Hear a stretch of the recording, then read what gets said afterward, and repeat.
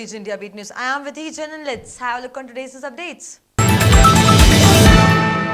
Self-styled terror module busted by the National Intelligence Agency on Wednesday was being controlled by an online entity by the name of Abu Huzaifa of Pakistani, who has been handling close to 24 youths through various online platforms.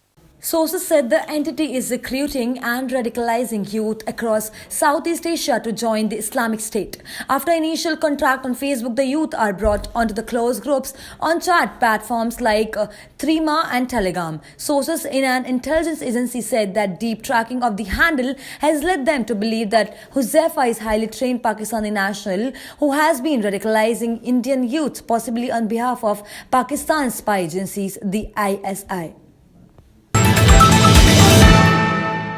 Airports in India will be able to use body scanners from next year and spare clean passengers physical frisking.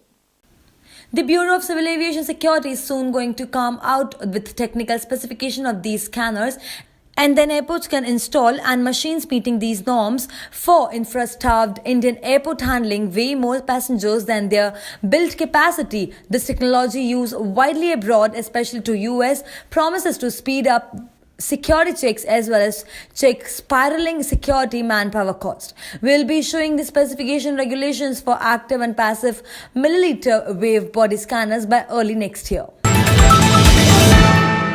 The centre is working on a plan to provide relief to farmers and the wait options on the direct benefit transfer scheme for the distress sector module on the Telangana system. Several rounds of discussions have been held and the view emerging with the government favours a limited direct benefit transfer scheme to help small and marginal farmers meet expenses for seeds, fertilizers, pesticides and labour. Sources said the cost of such a scheme would work out of about Rs 1.25 lakh crore and could be jointly borne to the centre and the state. Some of the participants suggested a 70-30 split of the cost between the centres and the state. Male personnel in the central government who are single parents to dependent children can now avail to child care leave for the total 730 days during the entire period of service, a provision till now applied only to women employees. Women government servants were entitled to CCL in the 3 spells in the year that could be availed of up to the 2 children. The single male government employee has been identified and defined as an unmarried or widower or divorcee government servant. Though the number of eligible single male parent is likely to be limited, the move signal a shift from considering women as the principal caregivers for children. Interestingly, the DOPT order has introduced a cut in salary drawn for the latter half of the 730 days period. The Delhi police has clarified before the High Court that criminal law provisions relating to sexual harassment can be invoked by the transgender persons. The police commissioner informed a bench comprising Justice Siddharth Mridul and Sangeeta Dhiranga Sehgal that now when transgender persons files a complaint under section 354A of the Indian Penal Code, the police will register a case where a cognizable offence is made out. The police statement last week was in response to the HC asking it earlier to answer allegations levelled by the transgender person that they had not lodged an FIR despite her complaints of sexual harassment. Taking a jibe at the functional of the newly formed Congress government in Madhya Pradesh, former Chief Minister Shivraj Singh Chauhan illegally that the delay in the allocation of portfolios to the ministers is a matter of concern. Talking to the reporters at the residence, Chauhan said, I extended my wishes to the new government, but it is a matter of concern. The way formation of cabinet was delayed and now new portfolio distribution is being delayed. We are seeing media reports and various Congress leaders are insisting for particular departments causing delay in the allocation. Quota of different camps of Congress was fixed. This delay is historic and never happened in the state, he claimed.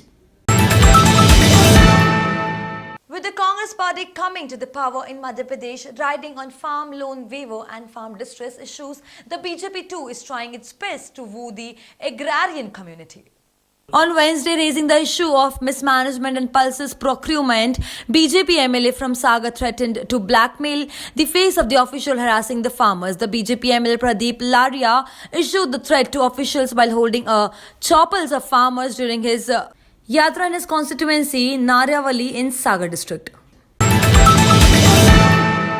Bumrah tore apart Australia's feeble batting lineup on the deteriorating pitch at the Marlborough Cricket Ground to give India command of the Boxing Day Test against Australia. Despite taking a 292-run lead, India chose not to enforce the follow-on. They were reduced to 54 for 5 in their second innings but went to stumps with the lead of 346. Bumrah, who finished with 6 for 33, became the first Asian bowler to pick up the 5-wicket hauls in South Africa, England and Australia in his first year in Test cricket. India had declared after piling on 443 for 7 on Thursday. Ranveer Singh and Sara Ali Khan's film Simba is all set to release today with so many Bollywood biggies disappointing the audience this year. It's crucial to know whether it's Rohit Shetty's Masala Entertainment managed to impress the audience, who is left with a bad aftertaste after so many disappointing Bollywood films. Directed by the king of family entertainers, Simba is expected to open at ₹20 crore at the box office, citing that it's a non-festival working holiday. However, the number are expected to rise during weekend as it's the last week of the year 2018. Following the New Year festivity and holiday season, Ranveer Singh Simba is expected to take a mullah at the box office. As far as early reviews are concerned that are coming from the Gulf, most of the people from film critics are impressed with the films. Let's see how Simba fares amongst the Indian audience. For more updates of national and international, stay with us at Digi India Beat News.